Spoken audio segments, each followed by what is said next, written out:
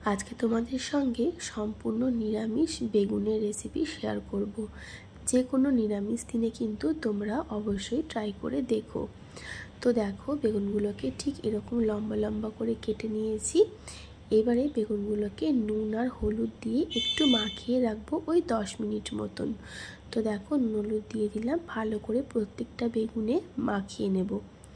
তো দেখো, হলুদ আমার কিন্তু প্রত্যেকটা বেগুনে খুব ভালো মতন করে মাখানো হয়ে গেছে। 10 মিনিট রাখার পর বেগুনগুলোকে আমি গরম তেলে হালকা করে একটু ভেজে নেব।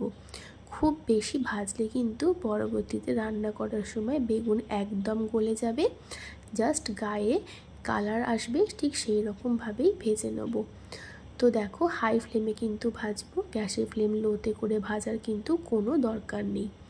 তো দেখতেই পাচ্ছ বেগুনটা ভাজাও, ততক্ষণে একটা মশলা রেডি করব। নিয়েছি আদা আর কাঁচা লঙ্কা, একটা স্মুথ পেস্ট বানিয়ে নেব। আর দেখো, বেগুনটাকে আমি ঠিক এই রকম করে ভেজে নিয়েছি। আর এই দিকে দেখো, একটা বাটিতে নিয়েছি 1 চামচ মতন টক দই, আর সামান্য একটু জল দিয়ে ভালো করে দইটা ফেটিয়ে নেব। তো বেগুনগুলো ভাজা হয়ে গেছে। এবার ওই তেলের মধ্যেই দিয়ে দিলাম কালো জিরে, তারপরে দিয়ে দিচ্ছি আদা কাঁচা লঙ্কা বাটা, আর মিক্সির বাটি ধুয়ে সামান্য জল, কিছু কমন গুঁড়ো মশলা দিলাম, যেমন হলুদ গুঁড়ো, লঙ্কার গুঁড়ো, ধনের গুঁড়ো, জিরের গুঁড়ো, আর দিলাম স্বাদ মতো নুন। দিয়ে মশলাটাকে ভালো করে কষিয়ে নেব, গ্যাসের ফ্লেম লো টু মিডিয়ামে করে। এখন কিন্তু দই দেব না, দইটা এই মশলাটা ভালো মতন কষানো হলে তারপর এখানে দইটা অ্যাড করব।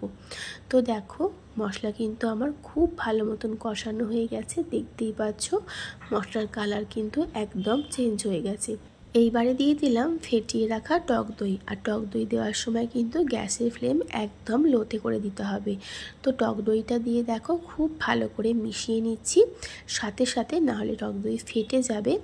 তো দেখো, এবার বাটিটা ধুয়ে সামান্য একটু জল দিলাম, দিয়ে গ্যাসের ফ্লেম লো টু মিডিয়ামে করে আবারও এই মশলাটা ভালো করে কষাবো, যতক্ষণ না মশলার থেকে তেল রিলিজ করছে।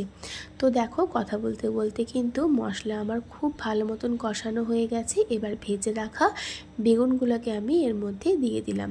তো বেগুনগুলোকে দিয়ে খুব হালকা হাতে ভালো করে এই মশলার সঙ্গে মিশিয়ে নেব, আর গ্যাসের ফ্লেম লোতে করে বেগুনের সাথেও মশলাটাকে আরও 3-4 মিনিট ভালো মতন কষিয়ে নেব।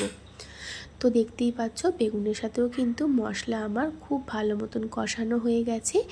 এইবারে আমি এর মধ্যে দেব স্বাদ মতন জল, তবে এখানে জলের পরিমাণ কিন্তু খুব বেশি লাগবে না, সামান্যই জল দেব। আর দেখো, একদম শুকনো শুকনো করে বেগুনের সঙ্গে মশলাটা ভালো করে কষিয়ে নিচ্ছি। এবারে দিলাম ওই 1 কাপ মতন জল, দিয়ে বেগুনটাকে ভালো করে জলের সঙ্গে মশলাটাকেও জলের সাথে ভালো করে মিশিয়ে নেব। নিয়ে গ্যাসের ফ্লেম লোতে করে ঢাকা দিয়ে দেব, আর বেগুনটা একটু সেদ্ধ হওয়া পর্যন্ত ওয়েট করব। বেগুন যেহেতু প্রথমেই ভালো করে ভেজে নিয়েছি, তাই এখন কিন্তু খুব বেশি সময় লাগবে না, 5 মিনিট মতন রান্না করলে কিন্তু বেগুন সেদ্ধ হয়ে যাবে। তো দেখো, বেগুন আমার একদম সুন্দর সেদ্ধ হয়ে গেছে, আর এরকম মাখামাখাই কিন্তু ঝোলটা থাকবে, খুব বেশি ঝোল কিন্তু এই রান্নায় একদম ভালো লাগবে না। এবারে সবশেষে দিয়ে দিলাম গরম মশলার গুঁড়ো, দিয়ে ভালো করে মিশিয়ে নেব। আর দেব স্বাদের ব্যালেন্সের জন্য সামান্য একটু চিনি, যেহেতু টক দই ব্যবহার করেছি আর যেহেতু নিরামিষ রান্না, তো সেক্ষেত্রে একটু চিনি কিন্তু এখানে আমি ব্যবহার করেছি।